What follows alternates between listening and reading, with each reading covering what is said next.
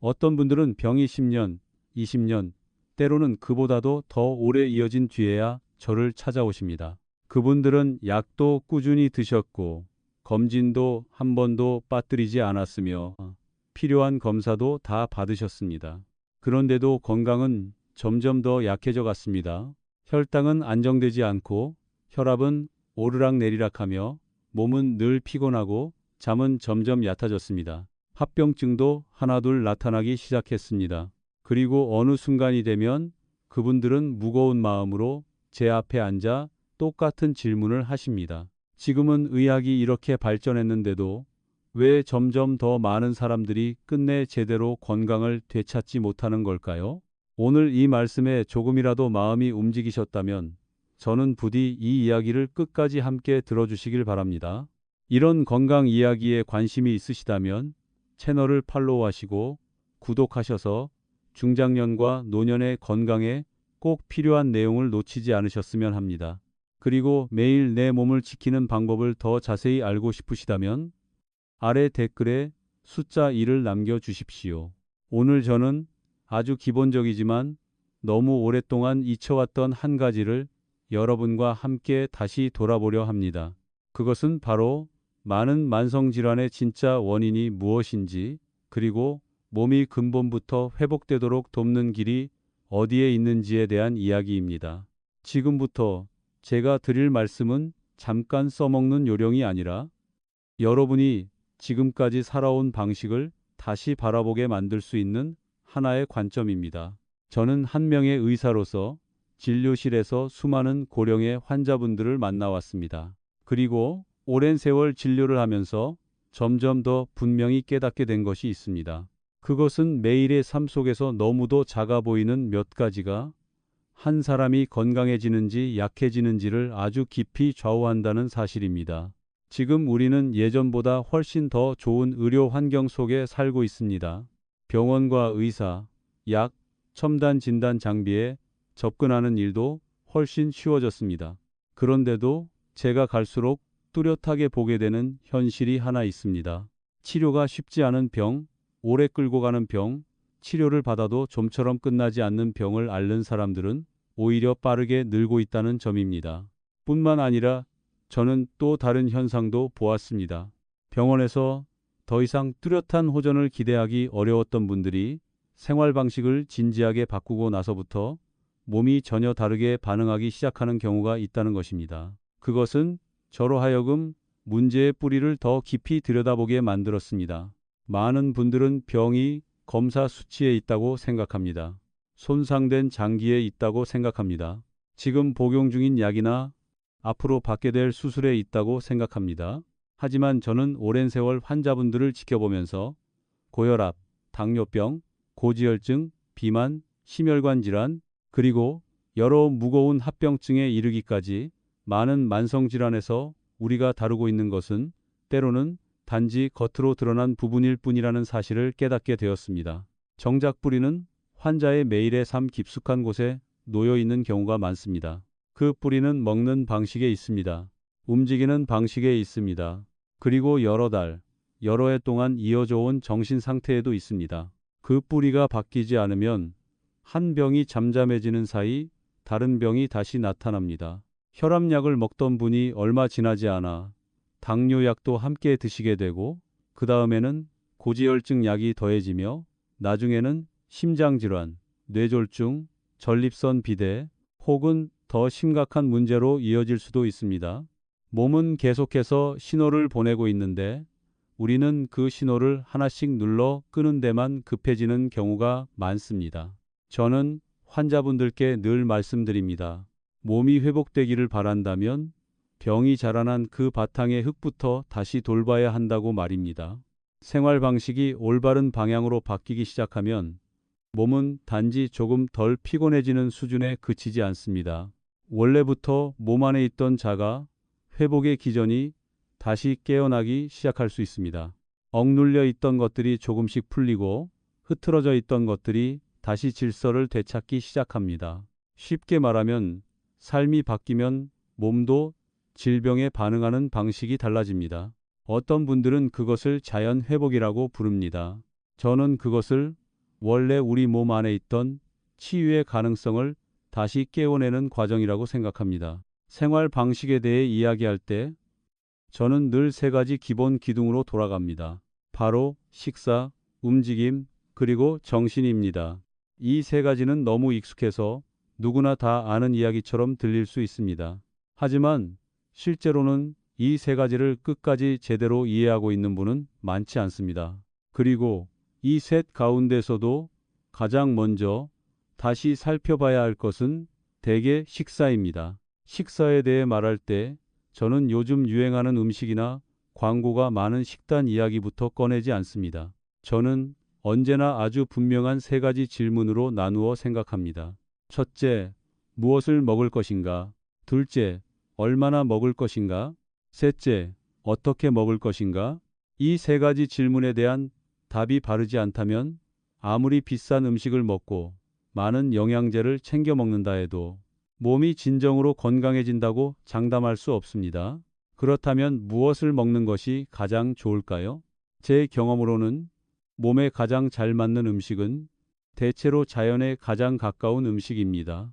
내가 사는 곳에서 구할 수 있고 제철에 나며 산업적으로 지나치게 가공되지 않았고 사람의 손이 과도하게 개입하지 않은 음식일수록 좋습니다. 저는 늘 자연에 가까운 식물성 식품 쪽에 더 무게를 둡니다.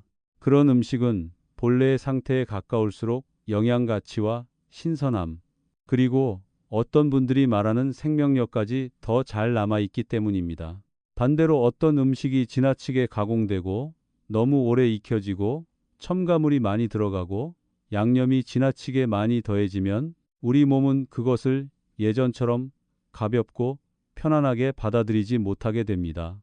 저는 식사를 두려움으로 바꾸는 것도 좋아하지 않습니다. 어떤 분들은 하루 종일 오늘은 무엇을 끊어야 하는지, 내일은 또 무엇을 피해야 하는지만 생각하다 보니 식사 자체가 부담이 되어버립니다. 제가 환자분들께 권하는 방향은 몸에 맞는 좋고 신선한 음식을 고르고 그것을 차분한 마음으로 드시는 것입니다. 다만 고혈압, 당뇨, 비만, 혹은 오래 지속되는 염증 같은 대사성 문제를 안고 계신 분들에게는 특히 주의 깊게 볼 만한 방향이 하나 있습니다. 그것은 일정한 기간 동안이라도 가능하다면 더 자연에 가까운 형태의 음식, 덜 익힌 음식의 비중을 높여서 몸이 오랫동안 이어진 과부하 상태에서 잠시라도 벗어날 기회를 주는 것입니다. 저는 누구나 평생 그렇게 드셔야 한다고 말하는 것은 아닙니다. 하지만 어떤 분들은 단지 짧은 기간만이라도 그것을 진지하게 실천했을 뿐인데도 장의 환경이 달라지기 시작합니다. 장 안에 염증이 줄어듭니다. 손상되었던 장 점막이 서서히 회복됩니다. 장 안에 유익한 미생물도 다시 힘을 얻기 시작합니다. 장이 덜 염증성 상태가 되면 소화 장애 과정에서 생기던 해로운 물질들도 줄어들게 됩니다. 그리고 이 뿌리 부분이 진정되기 시작하면 혈당, 혈압, 피로감, 몸의 무거움 같은 여러 문제들도 함께 달라지기 시작합니다. 제가 환자분들께 특히 자주 드리는 말씀이 하나 더 있습니다. 밖에서 식사를 자주 하시거나 급하게 드시거나 일 때문에 식사를 대충 넘기기 쉬운 분들일수록 더 중요한 부분입니다. 그것은 바로 자연적인 식이섬유입니다. 제대로 준비해서 활용할 줄 알면 식사 전에 식물성 식이섬유를 보충해 장 환경을 더 잘 도와줄 수 있습니다. 이것은 무슨 기적 같은 만병통치약이 아니라 몸이 염증을 줄이고 소화 환경을 안에서부터 더 나은 쪽으로 바꿔갈 수 있도록 조건을 마련해주는 하나의 방법입니다. 많은 분들이 이 부분을 가볍게 넘기지만 바로 이런 작고 꾸준한 변화가 몇 주, 몇 달이 지나면 생각보다 큰 차이를 만들어내는 경우가 많습니다. 하지만 올바른 음식을 고르는 것만으로는 아직 충분하지 않습니다. 제가 늘 다음으로 던지는 질문은 얼마나 먹을 것인가 하는 것입니다. 바로 이 부분에서 많은 어르신들이 아직 정확히 이해하지 못하고 계십니다. 몸에 좋은 음식만 먹으면 되고 건강한 음식이라면 많이 먹을수록 더 좋다고 생각하시는 분들이 많습니다. 하지만 실제로는 그렇지 않습니다. 사람의 몸은 음식을 안에 가득 채운다고 건강해지는 것이 아닙니다. 몸은 자신에게 알맞은 양을 알맞은 때에 그리고 무리 없이 소화하고 흡수하고 대사할 수 있을 만큼 받았을 때 더 건강해집니다. 몸이 처리할 수 있는 한도를 넘어서 먹게 되면 아무리 좋은 음식이라도 부담이 될 수 있습니다. 저는 아주 많은 분들에게서 비슷한 말씀을 들었습니다. 자기는 정말 신경 써서 먹고 좋은 음식만 먹는데도 몸이 여전히 무겁고 배는 늘 더부룩하며 잠도 깊이 못 자고 혈당은 흔들리고 혈중 지질 수치도 높다고 말입니다. 그래서 제가 더 자세히 물어보면 대개 아주 흔한 습관 하나가 보입니다. 바로 지나치게 배부르게 먹는 것입니다. 아침에는 든든해야 한다며 억지로 많이 드시고 점심은 시간이 되었으니 드시고 저녁은 가족이 함께 모이니 또 드십니다. 그리고 식사 사이사이에는 배고플까봐, 기운이 없을까봐, 영양이 부족할까봐 빵이나 우유, 과일, 간식까지 더하게 됩니다. 그렇게 되면 몸은 아침부터 밤까지 거의 쉴 틈이 없습니다. 소화기관은 끊임없이 일을 하지만 정작 회복할 시간은 얻지 못합니다. 그래서 제가 자주 설명드리는 것은 정말 배고플 때 먹는 법을 배워야 한다는 점입니다. 시간이 되었다고 무조건 먹어야 하는 것도 아니고 맛있는 음식이 눈앞에 있다고 해서 바로 먹어야 하는 것도 아닙니다. 곁에 있는 사람이 먹는다고 해서 나도 따라서 먹어야 하는 것도 아닙니다. 몸은 음식 받아들일 준비가 되었을 때 아주 고유한 신호를 보내줍니다. 진짜 배고픔은 단순한 식탐과는 매우 다릅니다. 진짜 배고픔은 비교적 분명하고 차분하게 찾아옵니다. 몸은 가볍고 속은 비어있는 느낌이 있으며 머리도 산만하게 자극된 상태가 아닙니다. 반면에 식탐이나 군것질하고 싶은 마음은 맛있어 보이는 음식을 봤을 때, 입이 심심할 때, 스트레스를 받을 때, 외로울 때, 혹은 늘 같은 시간에 먹어온 습관 때문에 정작 몸은 필요하지 않은데도 시간이 되면 저절로 생겨나기도 합니다. 이 차이를 이해하게 되면 환자분들은 자신이 예전처럼 그렇게 많이 먹지 않아도 된다는 사실을 서서히 깨닫기 시작합니다. 그저 적당히 먹으면 됩니다. 너무 배부르기 전에 멈추면 됩니다. 배 안에 약간의 여유를 남겨두면 됩니다. 이 말이 듣기에는 아주 단순해 보일 수 있습니다. 하지만 실제로는 매우 어렵습니다.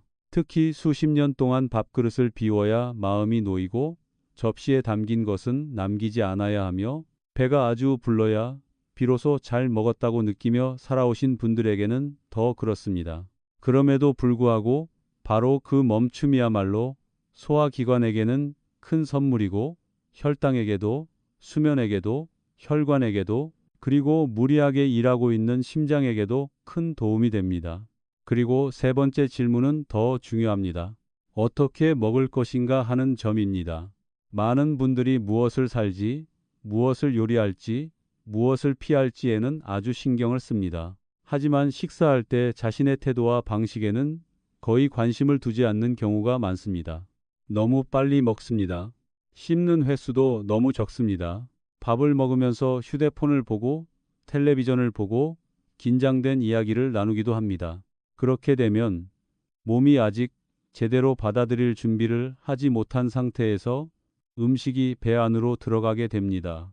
그리고 나서는 많이 먹지도 않았는데 왜 소화가 안 되는지, 왜 더부룩한지, 왜 식후에 피곤한지 스스로 의아해합니다. 저는 환자분들께 자주 말씀드립니다. 매 끼니를 하나의 독립된 시간으로 여기라고 말입니다. 먹을 때는 먹는 데만 집중해야 합니다.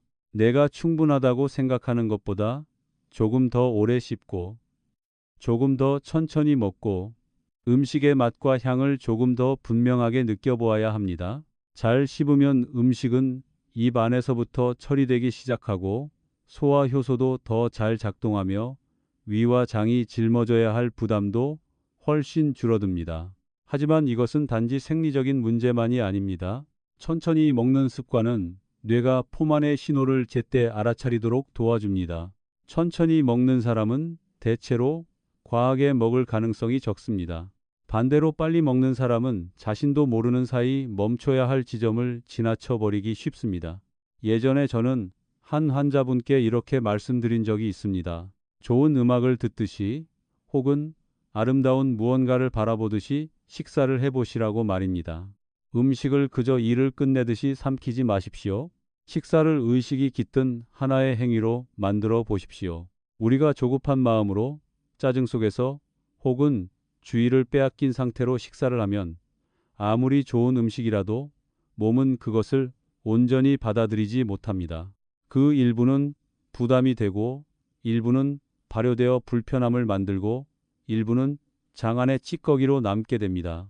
그리고 그렇게 아주 작은 문제들이 오랜 시간 쌓이면 염증이 되고 피로가 되고 대사 이상이 되고 결국은 질병이라는 형태로 드러나게 됩니다. 식사의 기초가 바로 잡히면 그 다음으로 제가 언제나 말씀드리는 기둥은 움직임입니다.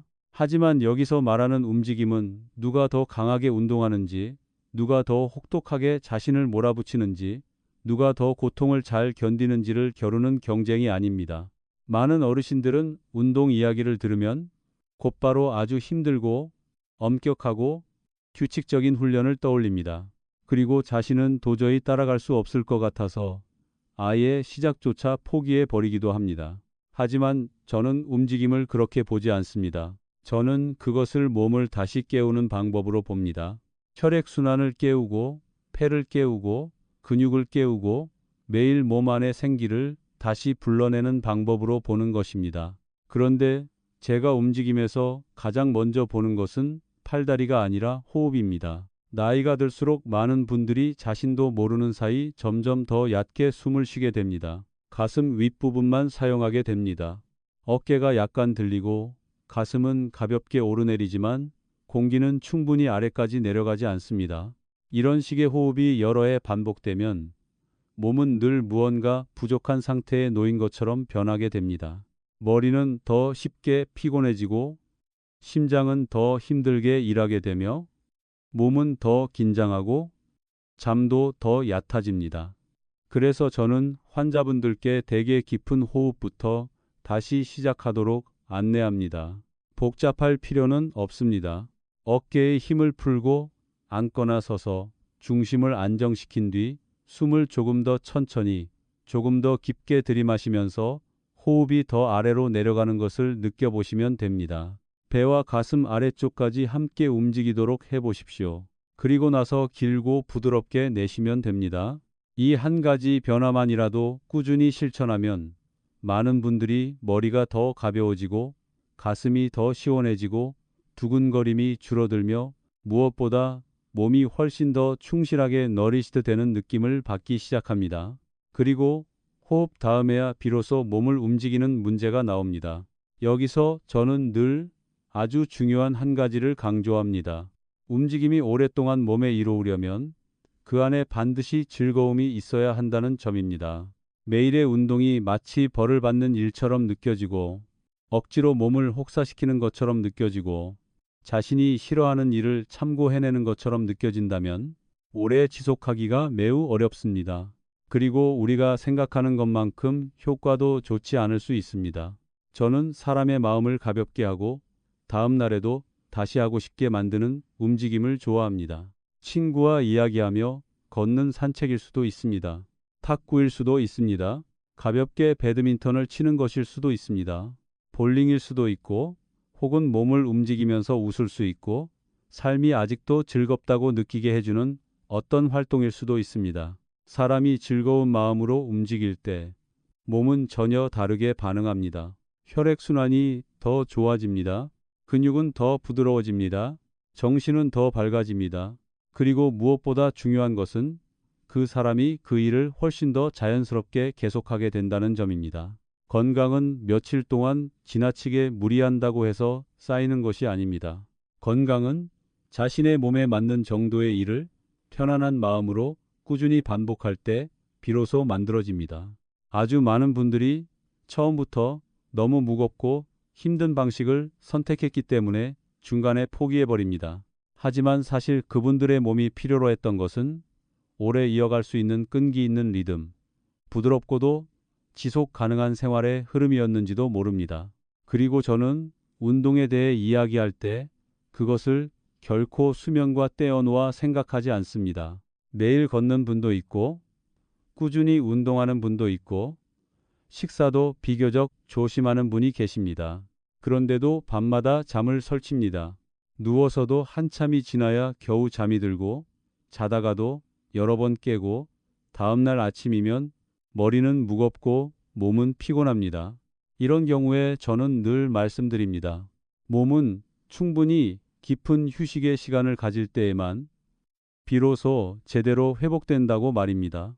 낮 동안 우리가 몸을 움직이고 혈액순환을 돕고 호흡을 더 열어준다 해도 밤에 편안한 잠으로 들어가지 못하면 몸 안의 회복 과정은 여전히 중간에서 끊기게 됩니다. 잠은 단지 쉬는 시간이 아닙니다. 특히 나이가 들수록 잠은 몸 안에서 수많은 조용한 작업들이 다시 정리되는 시간입니다. 하루 동안 먹고 생각하고 움직이고 압박을 견디고 피로를 버텨낸 뒤에 몸은 스스로를 다시 다듬을 수 있는 고요한 시간을 필요로 합니다. 그런 시간이 없으면 은근하게 이어지던 염증은 오래 지속되기 쉽고 신경계는 충분히 가라앉지 못하며 심혈관계도 충분히 이완되지 못합니다. 그리고 다음날 아침이 되면 환자는 이미 낮은 에너지 상태를 안고 또 하루를 시작하게 됩니다. 그래서 저는 깊게 호흡할 줄 알고 더 즐거운 방식으로 몸을 움직일 줄 아는 사람은 대개 더 깊이 잘 가능성도 함께 높아진다고 봅니다. 그리고 수면이 좋아지기 시작하면 다른 많은 지표들 역시 함께 달라지기 시작합니다. 하지만 식사를 바꾸고 움직임을 바꾸었다 해도 마음이 오랫동안 무거움 속에 잠겨 있다면 회복은 끝까지 가기 어렵습니다. 이것이 제가 세 번째 기둥으로 매우 중요하게 여기는 부분입니다. 그런데 이상하게도 이 부분이 가장 자주 가볍게 여겨집니다. 아주 많은 분들이 약 하나하나에 집중하고 음식 하나하나에 집중하고 걸음 하나하나에 집중합니다. 그러나 그 마음속에는 원망, 불만, 답답함, 두려움, 절망이 너무 많이 쌓여 있습니다. 그분들은 날마다 병에 쫓기고 있다는 느낌 속에서 살아갑니다. 나이 때문에 자신이 갖고 있던 것들을 빼앗기고 있다고 느끼고 인생이 자신을 공정하게 대하지 않았다고 느낍니다. 이런 정신 상태는 몸을 아주 빠르게 아래로 끌어내립니다. 저는 이 말을 환자를 탓하기 위해 드리는 것이 아닙니다. 오랫동안 아프고 오래 피곤하고 약을 오래 먹고 잠을 오래 설치고 또 비슷한 또래의 친구들이 하나둘 병들어가는 모습을 보다 보면 마음을 평온하게 지키는 일이 얼마나 어려운지 저도 잘 알고 있습니다. 하지만 이것만은 솔직히 말씀드려야 합니다. 한 사람의 내면이 늘 전쟁 중인 상태라면 그 몸은 깊은 회복의 상태로 들어가기 어렵습니다. 식사를 더 바르게 하고 규칙적으로 걷고 일찍 잠자리에 든다 해도 날마다 분노를 품고 후회를 끌어안고 남과 비교하고 쓰라림을 키운다면 그 사람의 신경계는 여전히 긴장한 채 조여 있게 됩니다. 스트레스 호르몬도 조용히 계속 영향을 주고 심장은 쉽게 편안해지지 못하며 소화기관도 이완되지 못합니다. 그렇게 되면 병은 여전히 몸에 달라붙기 쉬워집니다.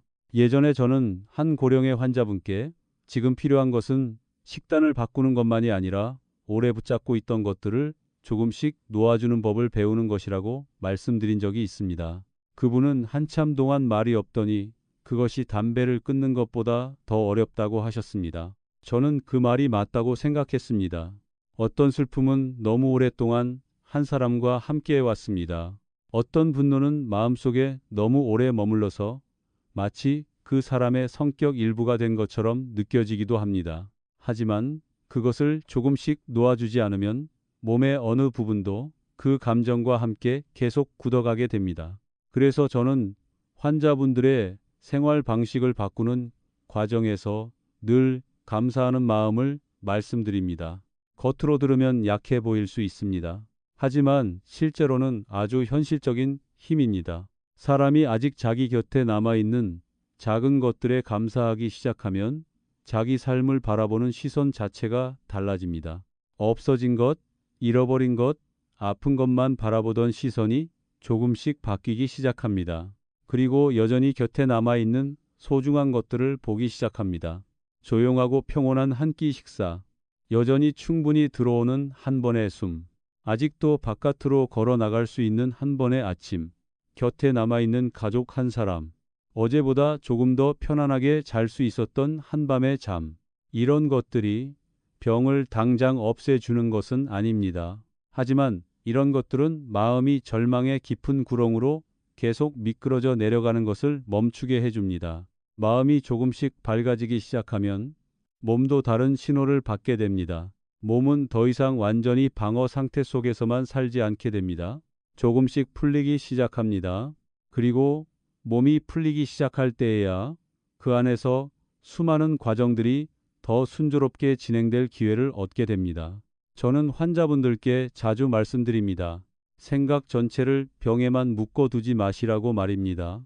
하루 종일 아픈 곳, 약한 부분, 무기력한 모습만 바라보지 마십시오. 왜냐하면 마음이 가장 오래 달라붙어 있는 곳은 어떤 식으로든 계속 더 커지기 쉽기 때문입니다.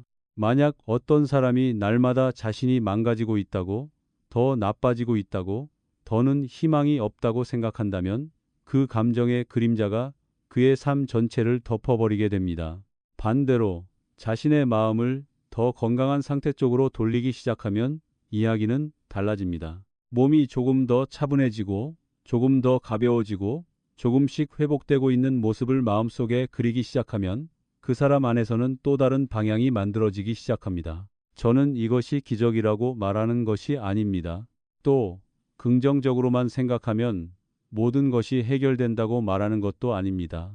하지만 희망과 수용, 감사와 평온으로 길러진 몸이 두려움과 절망에 눌린 몸보다 회복에 훨씬 더 유리한 환경을 갖게 된다는 점은 매우 분명하게 믿고 있습니다. 이 점을 더 잘 이해하시도록 제가 예전에 만났던 한 환자분 이야기를 들려드리고 싶습니다. 그분은 오랜 세월 당뇨병과 함께 살아오셨습니다. 복용하는 약은 점점 늘어났고 수치들은 좋았다 나빴다를 반복했습니다. 그러다가 서서히 합병증이 나타나기 시작했습니다. 몸은 늘 피곤했고 팔다리는 무거웠고 마음은 아주 깊이 가라앉아 있었습니다. 그분이 저를 찾아오셨을 때 제가 분명히 본 것은 단지 병만이 아니었습니다. 거의 포기해버린 듯한 마음이었습니다. 그분은 자신이 더 나아질 수 있으리라고 믿지 못하고 계셨습니다. 그분에게 살아간다는 것은 그저 약을 먹고 버티는 날들을 조금 더 연장하는 일처럼 느껴지고 있었습니다. 저는 그분께 지나치게 큰 약속을 하지 않았습니다. 다만 원하신다면 우리가 다시 뿌리부터 시작해보자고 말씀드렸습니다. 식사를 다시 바로잡고 장의 부담을 줄이고 더 자연에 가까운 음식을 고르고 섭취량을 조금 더 알맞게 조절하고 더 오래 씹고 매일 깊은 호흡을 하고 억지로 하는 운동이 아니라 몸이 편안하게 받아들이는 움직임을 하자고 말씀드렸습니다. 그리고 무엇보다도 매일 일정한 시간을 내어 마음을 절망에서 조금씩 떼어내야 한다고 말씀드렸습니다. 처음에는 그분도 아주 천천히 해 나가셨습니다. 어떤 날은 지치셨고 어떤 날은 아무것도 달라지지 않는 것처럼 느끼셨습니다. 하지만 그분은 포기하지 않고 조금씩 계속 이어가셨습니다. 그리고 그러자 몸이 서서히 반응하기 시작했습니다. 몇 달이 지난 뒤 가장 먼저 달라진 것은 검사 수치가 아니었습니다. 그분의 표정이었습니다. 몸이 전보다 덜 무겁다고 하셨습니다. 속이 더 가벼워졌다고 하셨습니다. 잠도 전보다 더 잘 잘 수 있게 되었다고 하셨고 마음도 예전처럼 짙게 어둡지는 않다고 하셨습니다. 그리고 시간이 지나면서 다른 지표들도 점차 변하기 시작했습니다. 혈당 상태는 더 안정되었고 약에 대한 의존도도 예전 같지 않게 되었습니다. 오랫동안 이어졌던 여러 불편감도 서서히 줄어들기 시작했습니다. 그러나 무엇보다 중요한 변화는 자기 몸이 여전히 올바른 조건에 반응할 수 있다는 감각을 다시 되찾았다는 점이었습니다. 생활 조건이 바뀌기만 하면 몸은 자신이 생각했던 것처럼 완전히 무력한 존재가 아니라는 사실을 다시 느끼게 된 것입니다. 저는 이와 비슷하게 오랜 세월 심한 관절염으로 고생하던 분들이 식사 방식과 휴식, 움직임과 마음가짐을 바꾼 뒤 통증이 분명히 잦아드는 모습을 본 적도 있습니다. 또 아주 무거운 병을 안고 있던 분들, 심지어 어려운 단계의 암을 지닌 분들 중에서도 더 건강하고 더 평온한 삶의 리듬으로 돌아간 뒤에 몸이 예상보다 훨씬 다른 반응을 만들어내는 모습을 본 적이 있습니다. 물론 모든 경우가 똑같지는 않습니다. 모든 사람이 같은 속도로 회복되는 것도 아닙니다. 하지만 제가 갈수록 더 깊이 믿게 되는 한 가지는 분명합니다. 삶의 뿌리 부분이 달라지기 시작하면 몸은 우리가 가볍게 여겨서는 안 될 방식으로 응답하는 경우가 참 많다는 사실입니다. 하지만 제가 이 일을 오래 하면 할수록 꼭 아주 솔직하게 말씀드려야 한다고 느끼는 것이 하나 있습니다. 그것은 제가 방금 말씀드린 모든 것을 누구나 다 실천할 수 있는 것은 아니라는 점입니다. 고개를 끄덕이며 충분히 이해하시는 분도 계십니다. 하지만 집으로 돌아가면 전혀 다른 현실과 마주해야 합니다. 어떤 분은 아침부터 저녁까지 일을 해야 해서 식사가 일에 맞춰질 수밖에 없고 제대로 된 한 끼를 준비할 시간조차 없습니다. 어떤 분은 혼자 살고 계시고 이미 연세가 많아 손발이 예전처럼 민첩하지 않아서 매일 장을 보고 음식을 준비하는 일 자체가 큰 노력입니다. 어떤 분은 경제적으로 빠듯한 형편 속에 살아서 한 끼를 배부르게 먹는 것만으로도 버거운데 더 좋은 음식을 고른다는 말은 너무 사치스럽게 들릴 수 있습니다. 또 어떤 분은 가족 안에서 짊어진 부담이 너무 크고 마음속에 쌓인 걱정도 너무 많아서 하룻밤 편히 자는 것조차 쉽지 않습니다. 그래서 저는 생활 방식을 바꾸자고 말씀드릴 때마다 그것이 환자분들 어깨 위에 또 하나의 부담이 되기를 바라지 않습니다. 누군가가 제 말을 듣고 나서 자신이 아직 충분히 잘 살지 못했고, 충분히 바르게 먹지 못했고, 충분히 꾸준히 움직이지 못했고, 충분히 긍정적으로 생각하지 못했다는 이유로 책망받는 느낌을 받게 하고 싶지 않습니다. 혹시라도 제가 드린 말씀이 누군가에게는 자신의 현실 속에서 너무 어렵게 느껴졌다면 저는 진심으로 죄송하다는 말씀을 드리고 싶습니다. 왜냐하면 저는 건강이 단지 개인의 의지만으로 결정되는 문제가 아니라는 것을 잘 알고 있기 때문입니다. 그것은 생활 조건과 환경, 일, 가족, 공동체, 그리고 한 사람이 사회로부터 어떤 도움을 받고 있는가와도 깊이 연결되어 있습니다. 저는 정말로 바꾸고 싶어 하지만 어디서부터 시작해야 할지 거의 알지 못하는 환자분들을 많이 만나보았습니다. 그분들은 오랫동안 불규칙한 생활 속에서 살아오셨지만 그것이 게으르기 때문은 아니었습니다. 단지 누구도 그분들에게 자신의 현실에 맞는 단순하고 분명한 삶의 방식을 제대로 알려준 적이 없었던 것입니다. 어떤 분은 어려서부터 늘 가족이 먹는 방식대로만 살아오셨습니다. 어떤 분은 힘든 일을 오래 하셨기 때문에 늘 배가 불러야 힘이 난다고 믿으며 살아오셨습니다. 또 어떤 분은 어려운 시절을 지나오면서 먹을 수 있을 때 최대한 먹어야 하고 남김없이 챙겨야 하고 모자랄까봐 늘 많이 확보해 두어야 한다는 감각을 마음속 깊이 갖고 살아오셨습니다. 그런 것들은 그분들의 잘못이 아닙니다. 그것은 한 사람의 오랜 삶 전체가 만들어낸 결과입니다. 그래서 우리가 정말로 어르신들의 질병 부담을 줄이고 싶다면 그 책임을 개인 한 사람의 어깨에만 올려둘 수는 없다고 저는 생각합니다. 사회도 사람들이 더 현실적으로 건강한 삶을 살아갈 수 있도록 더 많이 관심을 기울여야 합니다. 좋은 음식을 먹는 일이 어려워지는 환경이 아니라 오히려 더 쉬워지는 환경이 필요합니다. 노인들이 고립되지 않고 걸을 수 있고 대화를 나눌 수 있고 가볍게 몸을 움직일 수 있고 맑은 공기를 마실 수 있으며 버려지는 대신 격려를 받을 수 있는 공동체가 필요합니다. 건강교육도 더 가까이 다가가야 하고 더 이해하기 쉬워야 합니다.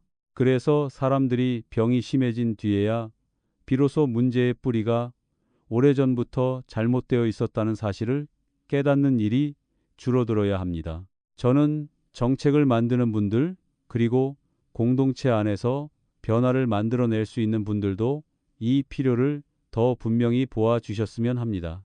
그래서 건강이 더 이상 조건이 좋은 사람들만 누릴 수 있는 특권이 아니라 누구에게나 지킬 기회가 있는 것이 되었으면 합니다. 그럼에도 불구하고 사람마다 처한 형편은 달라도 각자에게 맞는 시작점은 늘 있다고 저는 믿습니다. 하루아침에 모든 것을 다 바꿀 필요는 없습니다.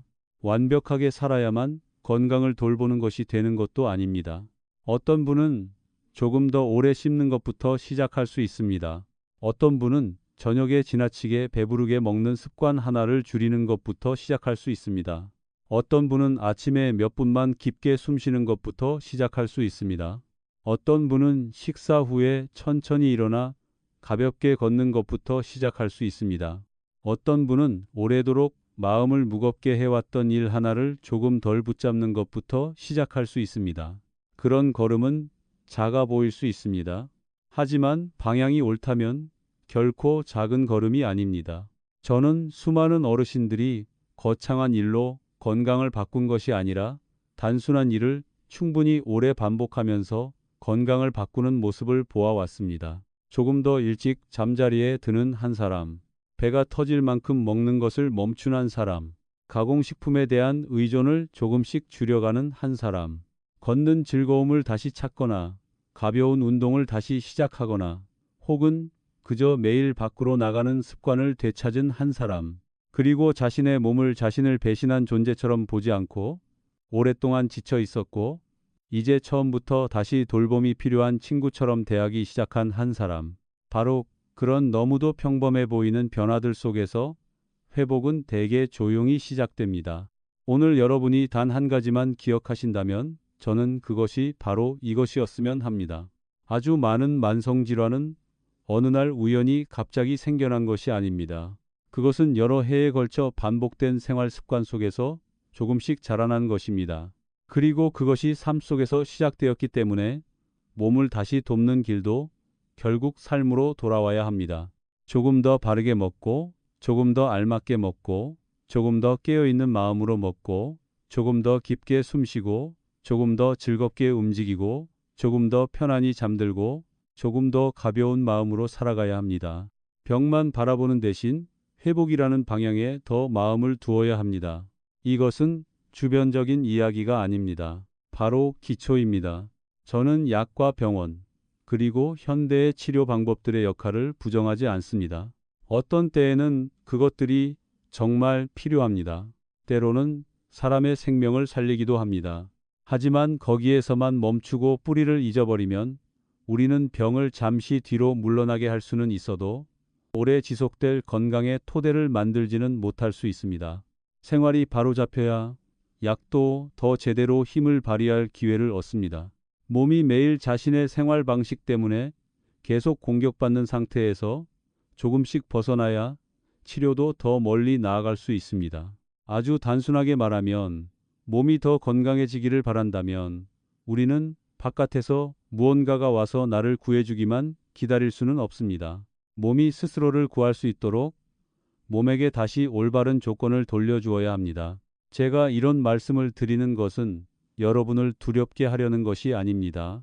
오히려 지금의 건강 상태가 기대만큼 좋지 않다 하더라도 여전히 많은 희망이 남아있다는 사실을 알아주셨으면 해서입니다.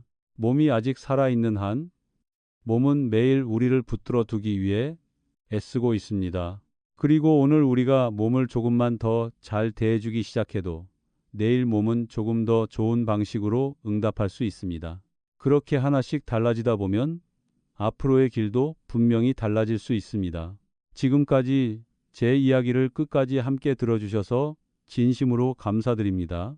오늘 제가 나눈 말들이 여러분이 자신의 건강을 조금 더 부드럽게, 조금 더 깊이, 그리고 조금 더 주체적으로 바라보는데 도움이 되기를 진심으로 바랍니다. 이 이야기가 도움이 되셨다면 좋아요를 눌러주시고 앞으로도 노년 건강에 관한 이야기를 계속 함께 나누실 수 있도록 채널을 구독해 주십시오.